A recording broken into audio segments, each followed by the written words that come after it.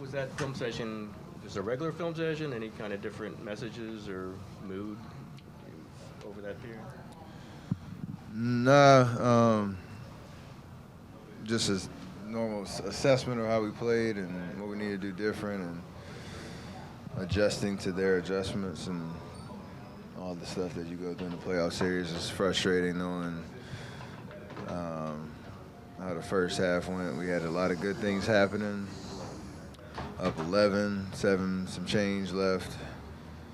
And then they go on a huge run and get the crowd into it. And, it's kind of just the vibe you get on the road when every possession matters. So just a reminder of that. But the frustrating part is you let one, not to say, if we handle that second quarter, we automatically win, but you let that momentum evaporate, and then just made it a little harder on ourselves, and now we got to bounce back. There's a lot of confidence we can do it. How do you break down what happened in that second quarter, second half of the second quarter? Turnovers led to fast break opportunities. They got to the free throw line way too much, and that just changed the whole vibe. Like, it's a possession here, a possession there, especially when you have control of the game and control of the tempo on the road.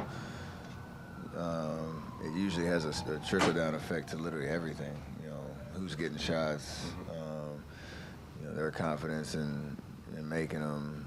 You build up stops, and then you start to create even more separation. Like there's just a reminder of how important it is to win at this level on the road against any team, and we let them get to their strong comfort zone, a strong suit in their comfort zone in terms of free throws and that pace, setting up their defense, and change the whole tune of the game. Do you think that you guys lost your poise a little bit in that quarter? Yeah, I tell you last night there was a lot of self-inflicted wounds across the board, and you hate that you have to keep learning that lesson at this stage of the season, but we did, and now it's about how we respond. It's been our MO for a very long time, and like I said, there's a lot of confidence in that. No matter how frustrated we are, that we let it slip yesterday. Do you sense that Jordan is having a frustrated series, maybe even a frustrated postseason, and how could he channel that into something positive?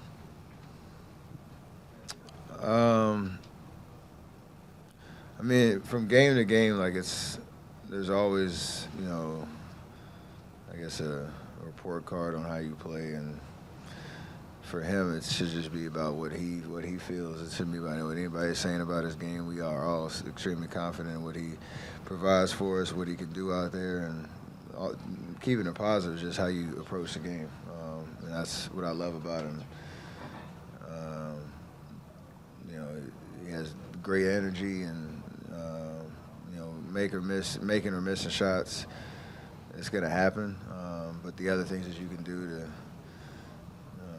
impact the game, and I know he's been putting a huge effort in that. So it's just a matter of sticking with it, because you'll get rewarded in the big picture, and especially because we do have a lot of confidence in what he provides for us and what he's capable of doing. So over the course of the last postseason, have you noticed any unexpected ways that your increased strength has been able to help you? Just handling different defenses and matchups that I see. The endurance part of it too, just being able to take physicality and play through it, use it to my advantage, and just not get tired. So it all matters. It's the volume of work of trying to maintain my level that I'm at. You feel like your conditioning is better now than it was? Yeah, for sure. In the recent past, you and Draymond made it clear that you love Loon in the starting lineup, or at least as the base structure. Is that still kind of the way you think? I'm not trying to ask you what you are suggesting for this next game, but just generally that lineup. We know the 5 best overall rating in the NBA this year. There's always been an opportunity to kind of experiment a little bit, knowing how teams guard us. We have those 2 bigs out there. Our offense kind of, has ups and downs, and that's part of it. But defensively, that's usually our best lineup. And I know all the numbers kind of speak to that, but the beauty of our team and the value in Loon, especially just knowing he can play a lot of different roles in terms of whether it's a starter, whether it's coming off the bench, you know, the different lineups he's out there with. Like he accepts all the responsibility and of what he's asked to do, and that's what we love about him, because it doesn't change the way that he plays. I don't know what it'll look like moving forward throughout the series, but I just know that whoever the 5 guys that are out there, and knowing that Loon's going to be a huge part of that, it has to be a huge part of that for us to win. That's going to matter. So it changes quickly just because teams make adjustments, and that's what happens within a series. Steph, you always talk about your championship experience, and you guys have won a lot over the years. Was there a series or a moment in this run that's like, hey, we overcame this, we can overcome anything? Because you've won a lot, and you've won a lot of different ways. But is there one that sticks out to you and Clay and Dre's mind, like that was a moment that, like, we can do anything now? I mean, there's been a lot of them. Talked about Memphis, the very first run that we had, to Houston in 17 and 18 for different reasons.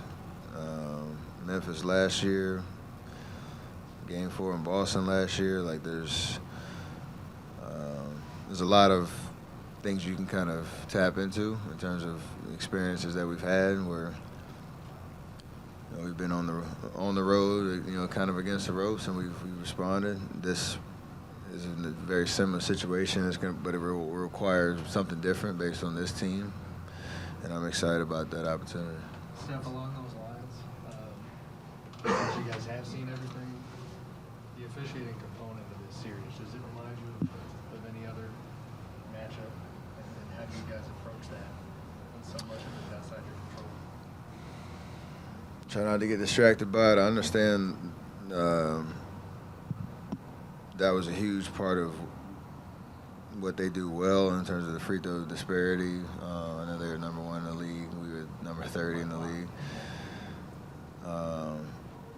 When you get into a series, you try to keep yourselves out of that situation, and you understand that it's a point of emphasis for us. Yesterday was rough all the way around, but you can't let it ever be a distraction or something that, to Monty's question, makes you lose your composure in the middle of a game, because it is something you can't control. Like, as mad as you want to get about it, or as much of a talking point it is, like, you still had a chance to win the game. So it's just a matter of doing whatever you can to block it out, understand how you can play defense in a way that gets you out of those situations. But even if it goes against you, understand we're talented enough to overcome it, and it'll be a good feeling if you do. Steph, have you been surprised to see Gary follow the rotation a bit in recent games? Like I said, there's a lot of just the way that we're constructed and the way that we operate at times. GP's gone through it, Loon's gone through it, some of our young guys have gone through it.